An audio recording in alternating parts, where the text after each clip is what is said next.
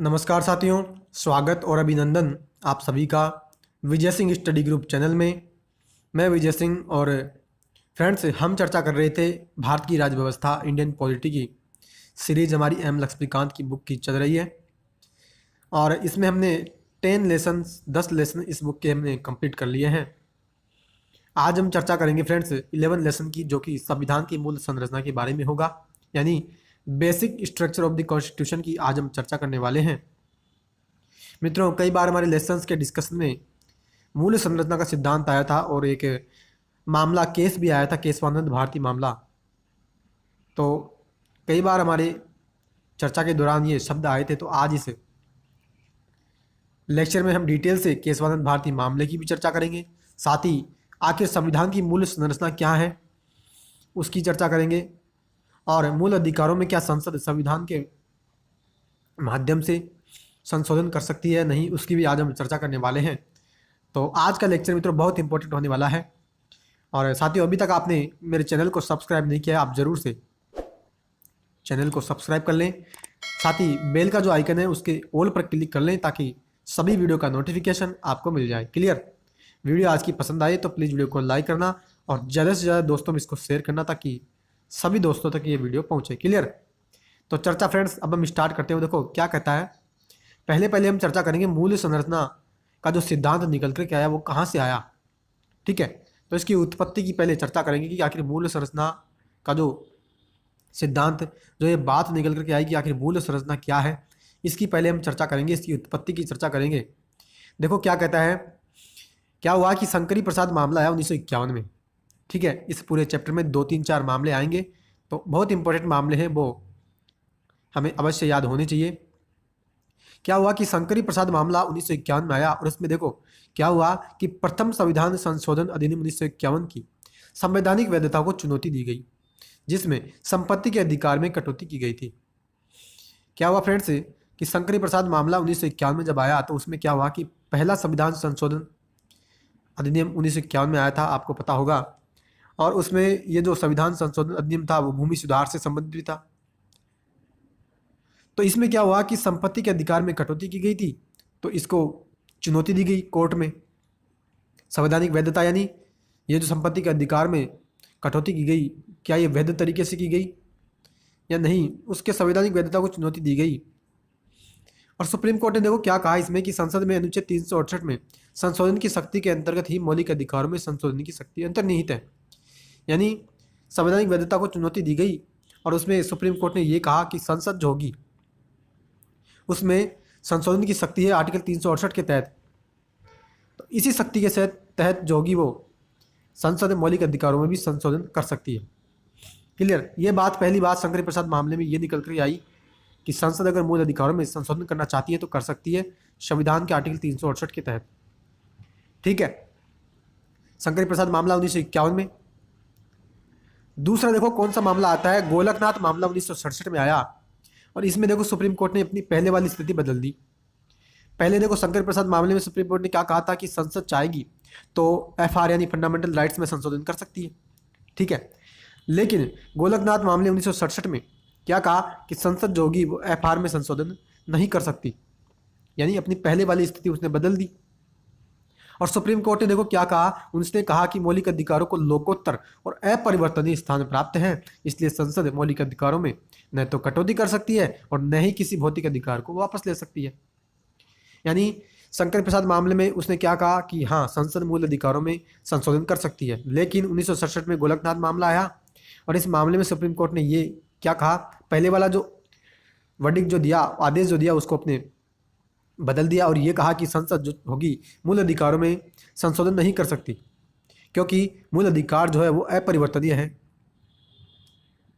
यानी इसको हम परिवर्तित नहीं कर सकते। इस कारण से संसद न तो मूल अधिकारों में कटौती कर सकती है और न ही किसी भौतिक अधिकार को वापस ले सकती है। तो ये दो मामलों में चर्चा हुई। अब तीसरा मामला, और आगे देखो इसी मामले में क्या बात की जाती है उसकी भी चर्चा पहले करते हैं। आगे बात कही जाती है मित्रों कि गोलकनाथ मामले 1967 में सुप्रीम कोर्ट ने व्यवस्था की प्रतिक्रिया में सुप्रीम कोर्ट की व्यवस्था की प्रतिक्रिया में संसद ने क्या किया कि 24वां संशोधन अधिनियम 1971 अधिनियमित किया। यानी गोलकनाथ मामले में जब सुप्रीम कोर्ट ने यह कह दिया कि संसद जो होगी वो एफआर में संशोधन नहीं कर सकती, तो फिर क्या किया संसद ने जो है इसकी प्रतिक्रिया में, यानी इस आदेश की प्रतिक्रिया में कि संसद एफआर में संशोधन नहीं कर सकती, तो फिर संसद ने क्या कर दिया, संसद ने 24वां संशोधन अधिनियम संसद लेकर के आई और उसके माध्यम से उसने क्या किया, इस अधिनियम ने क्या किया, आर्टिकल 13 और आर्टिकल 368 में संशोधन कर दिया और यह घोषित कर दिया कि आर्टिकल 368 के अंतर्गत संसद को मौलिक अधिकारों को सीमित करने और किसी मौलिक अधिकार को वापस लेने की शक्ति है। यानी जब सुप्रीम कोर्ट ने यह कह दिया कि संसद आप मूल अधिकारों में संशोधन नहीं कर सकते, तो संसद ने भी इसकी प्रतिक्रिया दी, इसके विपरीत रेस्पॉन्स दिया और उसने क्या किया कि 24वां संशोधन अधिनियम 1971 में वो लेकर के आई और उसने आर्टिकल 13 जो कि विधि की परिभाषा देता है, यानी आर्टिकल 13 में हमने डिटेल से जब मूल अधिकारों की चर्चा की थी तब मैंने आर्टिकल 13 की आपके सामने चर्चा भी की थी। आर्टिकल 13 में तो क्या कहा था, हमने इस बात की चर्चा की थी आर्टिकल 13 में कि संसद जो होगी वह ऐसा कोई भी कानून नहीं बना सकती जो लोगों के मूल अधिकारों का हनन करे, और अगर ऐसा कोई कानून संसद अगर बनाती है तो न्यायपालिका जो होगी उसको विधि शून्य करार घोषित कर देती है। ठीक है, यानी कानून से असंगत जो विधियाँ होगी वो शून्य होगी। आर्टिकल 13 में हमने ये बात की थी। तो आर्टिकल 368 तो संविधान के संशोधन से है ही। तो संसद ने देखो अनुच्छेद 13 और 368 में संशोधन कर दिया और क्या कहा उसने, संसद ने यह कह दिया कि संसद जो होगी वो मूल अधिकारों को सीमित कर सकती है और साथ ही साथ किसी भी मूल अधिकार को वापस भी ले सकती है, और ऐसा अधिनियम अनुच्छेद 13 के आशु के अंतर्गत एक कानून नहीं माना जाएगा। यानी ऐसा संसद जो भी कोई काम करेगी वो आर्टिकल 13 के तहत एक कानून नहीं माना जाएगा। क्लियर। अब देखो नया मामला आएगा और इसी मामले में मूल संरचना का सिद्धांत निकल के आएगा। क्या बात कही जाती है, कहते हैं कि हालांकि केशवानंद भारती मामले 1973 में सुप्रीम कोर्ट ने गोलकनाथ मामले में अपने निर्णय को प्रत्यादिष्ट कर दिया, यानी ओवररूल कर दिया। इसने 24वें संशोधन अधिनियम 1971 की वैधता को बहाल रखा और व्यवस्था ये दी कि संसद मौलिक अधिकारों को सीमित कर सकती है अथवा किसी अधिकार को वापस भी ले सकती है। साथ ही सुप्रीम कोर्ट ने एक नया सिद्धांत दिया, कौन सा, संविधान की मूल संरचना का। क्या हुआ, देखो शुरुआत से मैं एक समराइज इसको कर देता हूं। शंकरी प्रसाद मामला आया मित्रों 1951 में। सुप्रीम कोर्ट ने क्या कहा, सुप्रीम कोर्ट ने यह कह दिया कि संसद जो होगी वो मूल अधिकारों में संशोधन एफआर में संशोधन कर सकती है। ठीक है, इसके बाद क्या हुआ, 1967 में गोलकनाथ मामला आया और गोलकनाथ मामले में सुप्रीम कोर्ट ने यह कह दिया कि संसद जो होगी वो एफआर में संशोधन नहीं कर सकती। अब जब सुप्रीम कोर्ट ने यह कह दिया कि संसद एफआर में संशोधन नहीं कर सकती, तो संसद ने भी इसकी प्रतिक्रिया दी, इसके रेस्पॉन्स दिया और क्या कहा उसने, वो जो है एक 24वां संशोधन अधिनियम लेकर के आई और उसके माध्यम से आर्टिकल 13 और आर्टिकल 368 में उसने संशोधन कर दिया और यह कह दिया कि संसद को यह अधिकार है, संसद को यह पावर है कि वो एफआर में संशोधन कर सकती है और किसी भी एफआर को वापस भी ले सकती है। ठीक है, फिर जाकर के मित्रों एक और वाद आया केशवानंद भारती 1973 में और इसमें सुप्रीम कोर्ट ने अपने पहले वाले निर्णय को बदल दिया और यह कह दिया कि हाँ, संसद ने जो 24वें संशोधन अधिनियम 1971 के तहत जो ये काम किया है कि हाँ संसद मूल अधिकारों में संशोधन कर सकती है और किसी मूल अधिकार को वापस ले सकती है, तो इस काम को उसने लीगल माना। ठीक है, संवैधानिक वैधता को उसने बरकरार रखा, उसने सही माना इसको, लेकिन उसने ये सिद्धांत दे दिया कि संसद चाहेगी तो बिल्कुल वो एफआर में संशोधन कर सकती है, लेकिन उसको एक चीज़ का ध्यान रखना पड़ेगा संविधान की मूल संरचना का, कि वो ऐसा कोई भी काम न करे जिससे संविधान का जो बेसिक स्ट्रक्चर है, संविधान की जो मूल संरचना है, उसको किसी भी प्रकार से कोई भी ठेस न पहुंचे, कोई भी उसको नुकसान न पहुंचे। क्लियर। आई होप कि यहाँ तक आपको अच्छी प्रकार से समझ आया। ठीक है, और संविधान की मूल संरचना में क्या क्या चीज़ें शामिल की जाती है उसकी हम चर्चा भी करेंगे धीरे धीरे। ठीक है, तो आई होप कि यहाँ की बात यहाँ तक आपको अच्छी प्रकार समझ आया। नेक्स्ट मित्रों देखो क्या बात कही जाती है, नेक्स्ट ये बात कही जाती है कि इसने व्यवस्था ये दी कि आर्टिकल 368 के अंतर्गत संसद के संवैधानिक अधिकार उसे संविधान की मूल संरचना को बदलने की अनुमति या शक्ति नहीं देते। इसका अर्थ यह है कि संसद मौलिक अधिकारों को सीमित नहीं कर सकती अथवा वैसे मौलिक अधिकारों को वापस नहीं ले सकती जो संविधान की मूल संरचना से जुड़े हों। यानी वही बात सीधी निकल कर आती है कि हाँ, सुप्रीम कोर्ट ने ये तो कह दिया कि हाँ संसद आप मूल अधिकारों में संशोधन कर सकते हो, किसी मूल अधिकार को वापस तो ले सकते हो, लेकिन ऐसा आप कोई भी काम नहीं करोगे, ऐसा कोई भी फंडामेंटल राइट्स को आप वापस नहीं ले सकते जो संविधान की मूल संरचना से जुड़ा हो। यानी बेसिक स्ट्रक्चर जो संविधान का है उसको किसी भी प्रकार से कोई नुकसान न पहुंचे, कोई भी मूल अधिकार उससे अगर जुड़ा है तो आप उस फंडामेंटल राइट्स को वापस नहीं ले सकते। क्लियर? आई होप कि ये बात भी आपको अच्छी प्रकार से समझ आई। अब देखो आखिर संविधान की मूल संरचना होती क्या है। ठीक है, हमने चर्चा की कि संविधान की मूल संरचना, बार बार ये शब्द आया, पिछले लेसन्स में भी आया, मूल अधिकारों के चैप्टर में तो आया ही था। तो संविधान की मूल संरचना में आखिर चीज़ें क्या क्या शामिल की जाती है उसकी हम चर्चा करते हैं कि कौन सी चीज़ ऐसी है जिसको हम संविधान की मूल संरचना में मानेंगे और उसको अगर नुकसान पहुंचता है तो वो काम संसद के द्वारा किया गया गलत माना जाएगा। देखो संविधान की मूल संरचना की चर्चा करते हैं और उसमें मूल संरचना में क्या क्या चीज़ें शामिल है। पहली देखो संविधान की सर्वोच्चता, बिल्कुल सही है, संविधान ही सर्वोच्च है, यानी कि संविधान सर्वोच्च है और संविधान की जो सर्वोच्चता है ना मित्रों, ये मूल संरचना में आती है। अगर कहीं भी संविधान की सर्वोच्चता अगर कम होती है, यानी अगर कहीं भी ऐसा कोई काम होता है जिससे संविधान को नुकसान पहुंचता है, संविधान जो है, जो सर्वोच्च हमने संविधान को बनाया है, अगर वो संविधान सर्वोच्च नहीं रह पाता तो वैसा काम जो है संसद के द्वारा किया गया सही नहीं माना जाएगा।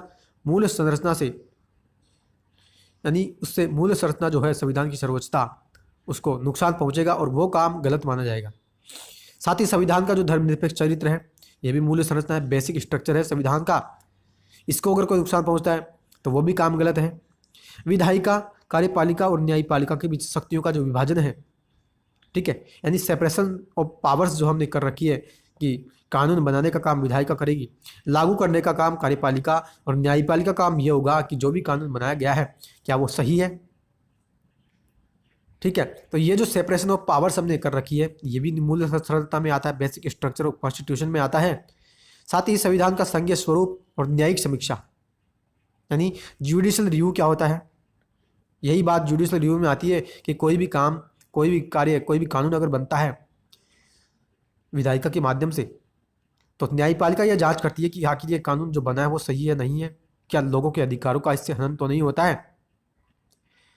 ठीक है, और संविधान का जो संघीय स्वरूप है, यानी संघीय स्वरूप जिसमें हमने शक्तियों का बंटवारा किया है, तो ये भी मूल संरचना में आती है।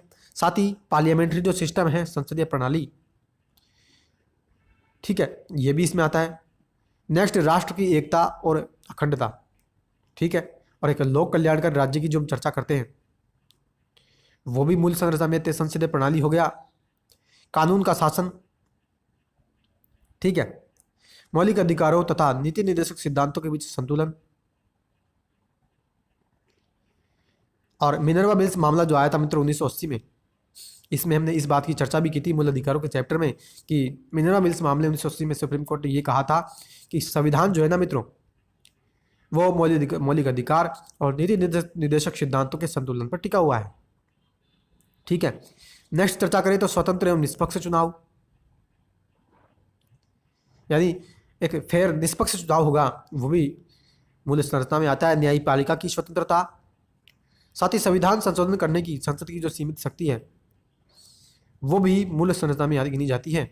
नेक्स्ट की चर्चा करें तो कहते हैं कि न्याय तक प्रभावकारी पहुंच, यानी सभी लोगों की न्याय तक पहुंच होनी चाहिए।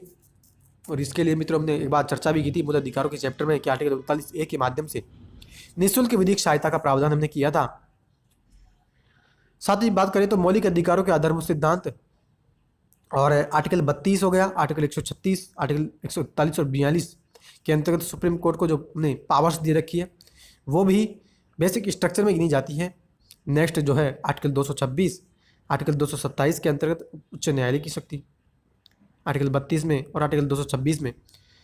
एफआर के चैप्टर में हमने चर्चा की थी कि अगर आपके मूल अधिकारों का उल्लंघन होता है, अगर आपके मूल अधिकार छीने जाते हैं तो आर्टिकल 32 के तहत आप सीधे सुप्रीम कोर्ट जा सकते हैं और आर्टिकल 226 के तहत हाई कोर्ट जाकर के रिट जारी करवा सकते हैं अपने मामले के लिए। क्लियर? तो साथियों ये हमने चर्चा की आज संविधान का मूल संरचना के बारे में कि आखिर बेसिक स्ट्रक्चर संविधान की होती क्या है। आई होप कि पूरा चैप्टर आपको अच्छी प्रकार से समझ आया होगा। कैसे मूल्य संरचना की उत्पत्ति हुई, शंकर प्रसाद मामला पहले 1951 में आया, ठीक है। 1951 में सुप्रीम कोर्ट ने यह कह दिया कि संसद जो होगी वो मूल अधिकारों में संशोधन कर सकती है, लेकिन बाद में जाकर के उसने मना कर दिया गोलकनाथ मामले 1967 में कि संसद मूल अधिकारों में संशोधन नहीं कर सकती। जब सुप्रीम कोर्ट ने यह कह दिया तो संसद ने क्या किया, संसद ने इसका उत्तर दिया और 24वां संशोधन अधिनियम 1971 लेकर के आई। उसके माध्यम से आर्टिकल 13 और आर्टिकल 368 में उसने अमेंडमेंट कर दिया और ये कह दिया कि संसद को ये शक्ति है कि वह मूल अधिकारों में संशोधन कर सकती है और चाहेगी तो वह मूल अधिकारों को वापस भी ले सकती है, ठीक है। फिर आगे जाकर के मित्रों केशवानंद भारती मामला आया 1973 में और सुप्रीम कोर्ट ने अपने पहले वाले जो निर्णय दिया था कि संसद मूल अधिकारों में संशोधन नहीं कर सकती उसको बदल दिया और ये कह दिया कि हाँ संशोधन तो आप बिल्कुल कर सकते हो, लेकिन आपको एक बात का ध्यान रखना पड़ेगा कि संविधान की जो मूल संरचना है उसको किसी भी प्रकार से कोई नुकसान न पहुँचे। अगर उसको कोई नुकसान पहुँचता है तो आपके द्वारा किया गया जो भी संविधान में संशोधन होगा वो इलीगल होगा, गैर संवैधानिक, अनकॉन्स्टिट्यूशनल होगा और उसको हम असंवैधानिक करार घोषित कर देंगे। क्लियर। और हमने चर्चा भी कर ली कि आखिर मूल्य संरचना होती क्या है, क्या क्या चीज़ें मूल्य संरचना में शामिल करते हैं। आई होप कि आपको अच्छी प्रकार से लेक्चर समझ में आया होगा। अगर मित्रों वीडियो पसंद आई है तो प्लीज़ वीडियो को लाइक करना, ज़्यादा से ज़्यादा इसको शेयर करना है और चैनल को मित्रों आपने अभी तक भी सब्सक्राइब नहीं किया है आप ज़रूर से मेरे चैनल को सब्सक्राइब कर लें। बेल का जो आइकन है उसके ऑल पर क्लिक कर लें ताकि सभी वीडियो के नोटिफिकेशन आपको मिल जाए। क्लियर। और साथियों मैंने आपको पहले भी कहा था कि पूरी एम लक्ष्मीकांत की जो बुक है न्यू जो 6 रिवाइज जो एडिशन है उसकी हम उस बुक को पूरी कंप्लीट करने वाले हैं। आज हमने 11 लेसन कंप्लीट कर लिया है। नेक्स्ट लेसन हम चर्चा करेंगे 12वें नंबर का, ठीक है। तो साथियों आज का लेक्चर आपको कैसा लगा कमेंट बॉक्स में आप कमेंट जरूर करिएगा। तो अब हम मिलते हैं अगले लेक्चर में अगले लेसन के साथ। तब तक के लिए हैव अ नाइस डे। जय हिंद, जय भारत, वंदे मातरम।